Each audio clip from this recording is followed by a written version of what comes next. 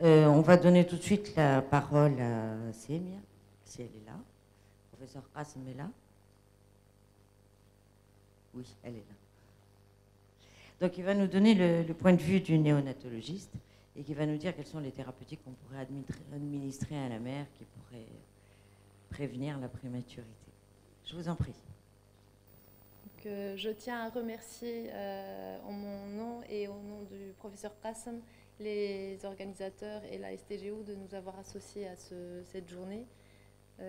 Au fait, on a rapidement dévié sulfate de magnésium, ça peut être utilisé dans la prévention, mais là, on a choisi le volet prévention des troubles neurologiques chez le prématuré. Donc, la prématurité concerne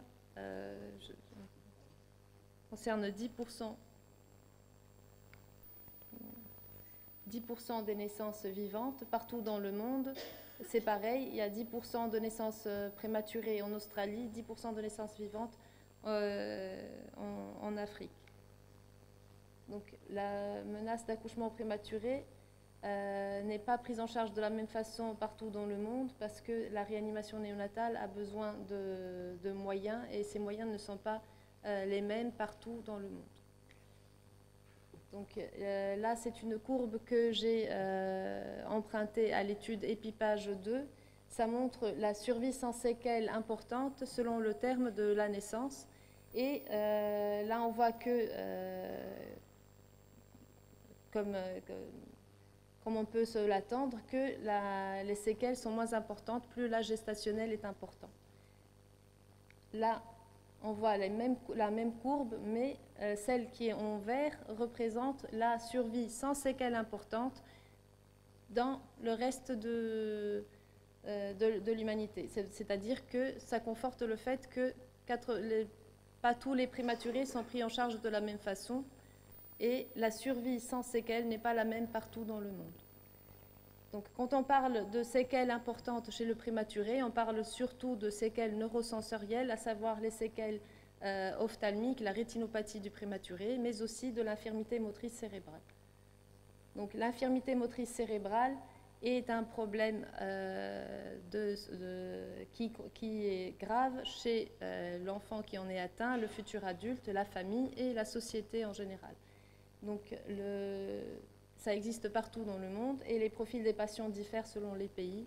Dans les pays développés, ça concerne surtout les nouveau-nés très, très grands prématurés qui naissent entre 24 et 25 semaines d'aménorrhée.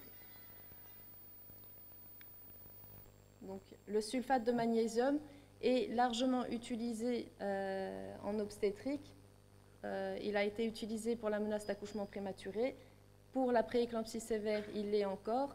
Au fait, à chaque fois qu'il y a une contraction musculaire, on a essayé d'utiliser le sulfate de magnésium et donc on sait que ça a un effet sur ce plan-là. Donc la question qui se pose, est-ce qu'il a un rôle dans la protection des lésions cérébrales chez le prématuré? Donc au fait, tout commence avec une certaine Dr Nelson, une neuropédiatre américaine, qui, voyant à sa consultation des enfants qui ont une infirmité motrice cérébrale, commence à se poser des questions sur le pourquoi ces enfants ont une infirmité motrice cérébrale. Donc, elle retire leur dossier obstétrical et finalement, elle se retrouve à retirer les dossiers obstétricaux de 155 000 enfants et de les étudier. Et elle a remarqué que chez les enfants qui n'avaient pas d'infirmité motrice cérébrale, il y avait un plus grand nombre d'enfants qui avaient été traités par du sulfate de magnésium. Donc, elles ont conclu qu'il y aurait un rôle protecteur du sulfate de magnésium contre la cerebral palsy chez les très faibles poids de naissance. Cette conclusion a été confortée par une autre étude faite par Schendel et collaborateurs. Donc, depuis cette étude-là, il y a eu des études randomisées contrôlées, parce que l'étude qu'elle avait faite n'était pas randomisée, c'était une étude rétrospective. Donc depuis son étude, plusieurs médecins se sont mis à étudier le sulfate de magnésium dans la prévention de la cerebral palsy. Donc la première étude, la Magnet, contrairement à toute attente, a dû être arrêtée de façon prématurée parce qu'on s'est rendu compte qu'il y avait 10 enfants qui sont morts dans le bras où il y avait utilisation du sulfate de magnésium. Donc ça a été rapidement arrêté parce que dans l'autre bras où il n'y avait pas d'utilisation du sulfate, il n'y avait qu'un seul décès. Donc elle a été rapidement arrêtée et ils ont conclu qu'il y avait une différence significative en matière de décès.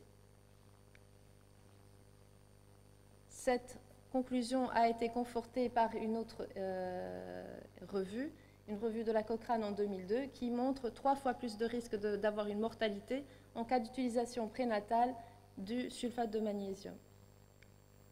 Et là, Dr Nelson se pose des questions. Est-ce que les infirmités motrices cérébrales qu'elle n'avait pas retrouvées, est-ce qu'au fait c'était des enfants qui sont morts avant d'avoir leur infirmité motrice cérébrale? Mais il se dit aussi en même temps que le sulfate de magnésium est une molécule, c'est un traitement et que c'est connu chez les obstétriciens quand ils l'utilisent, ils savent très bien que ça donne des effets indésirables chez la mère, des pressions respiratoires, des troubles cardiaques. Donc pourquoi ne pas, est-ce que ça ne donnerait pas des effets indésirables sur le fœtus aussi? Donc là, elle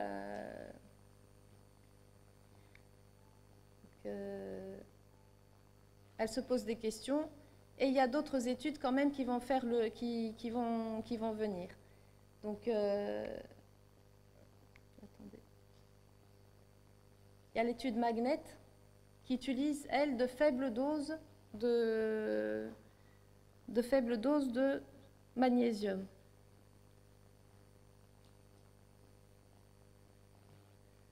D'accord. Donc, elle a montré qu'il n'y avait pas de différence en ce qui concerne la mortalité. Mais c'est une étude qui a utilisé moins de sulfate. Je me suis bourrée de Lactomeg. C'est Lactomeg qui a utilisé des doses moins importantes de sulfate, moins de 28 grammes de sulfate en dose cumulée. Il n'y avait pas de différence significative en ce qui concerne la mortalité ni l'infirmité motrice cérébrale, ni quand on a combiné les deux, mortalité ou infirmité motrice cérébrale. Donc là, on est un peu, on se sent un peu mieux en ce qui concerne la mortalité. Donc il y a une autre étude, la MACPAI, qui a été très, très large, qui a concerné plus de 3000 parturientes dans 125 pays. Donc, mais c'est la seule qui a été utilisée dans la prévention de la prééclampsie. Les autres études l'avaient utilisée en cas de menace d'accouchement prématuré. Donc il n'y avait pas de différence significative ni dans la mortalité ni dans l'infirmité motrice cérébrale, mais bien sûr il y avait une baisse significative des décès maternels.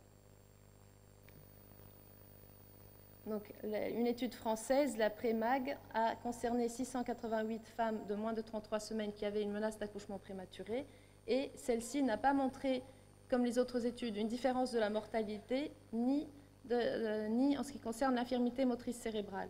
Par contre, elle a noté une diminution significative en ce qui concerne le retard des acquisitions motrices. Donc il y avait un petit bénéfice en ce qui concerne cette étude et ils n'ont pas montré d'effet délétère majeur du sulfate, ni sur la mère ni sur le fœtus. Donc une étude américaine, la BIM, a vu 2241 parturientes qui avaient une menace d'accouchement entre 24 et 31 semaines d'aménorrhée. Et le sulfate, là, il a été pris avec des doses assez importantes parce que c'était repris à chaque si la femme avait encore sa menace d'accouchement. Donc les enfants ont été suivis jusqu'à l'âge de 2 ans et là, effectivement, on retrouve une baisse significative en ce qui concerne l'infirmité motrice cérébrale, donc avec un P qui est significatif. Une méta-analyse récente qui a concerné 10 études, dont 6 sont randomisées, 5 études de cohorte, a concerné 18 000 enfants nés prématurément et ça a conclu au fait que le magnésium réduit de façon significative l'infirmité motrice cérébrale avec un P égal à 0,01. Donc au fait, quand on a repris toutes les études, la baisse de l'infirmité motrice cérébrale était significative. Donc voilà, ça c'est l'étude de la mortalité. Il n'y avait pas de différence dans la mortalité dans les bras qui avaient utilisé le sulfate de magnésium et celui qui ne l'avait pas. Donc les limites de ces études sont leur hétérogénéité. Au fait, la population n'est pas la même. Il y a une population de prééclampsiques, une population qui a les menaces d'accouchement prématuré, une autre qui a une rupture prématurée des membranes. Les protocoles ne sont pas du tout les mêmes. Il y a des doses qui sont différentes selon les études. Il y a l'arrêt du traitement diffère. Il y en a qui faisaient 4 grammes en bolus et qui l'arrêtaient après. D'autres donnaient des doses répétées, comme dans la BIM. L'âge gestationnel concerné différait aussi. Donc, il y a certaines études qui l'utilisaient aussi avec d'autres tocolytiques. Donc, on ne pourrait pas faire la part des choses avec le sulfate. Donc, il y a un effet significatif sur la cerebral palsy uniquement si l'effectif est important. Donc, en conclusion, le sulfate de magnésium est neuroprotecteur pour les prématurés de moins de 32 semaines. L'infirmité motrice cérébrale passe de 2 pour 1000 à 1,7 pour 1000 dans la population générale et le risque chez les prématurés baisse de 30%. Donc, c'est un bénéfice qui est assez important. Le number to treat nécessaire est de près de 50 enfants pour les moins de 30 semaines. Donc actuellement, il est recommandé par les sociétés savantes, à savoir, par exemple, à titre d'exemple, les sociétés américaines et françaises, de donner le sulfate de magnésium à but de neuroprotection dans les menaces d'accouchement prématuré. À chaque fois qu'il y a une menace inférieure à 32 semaines, la dose de charge utilisée en France est de 4 grammes, suivie d'une dose d'entretien qui n'est pas poursuivie si l'accouchement ne se produit pas avant 12 heures. Voilà, merci.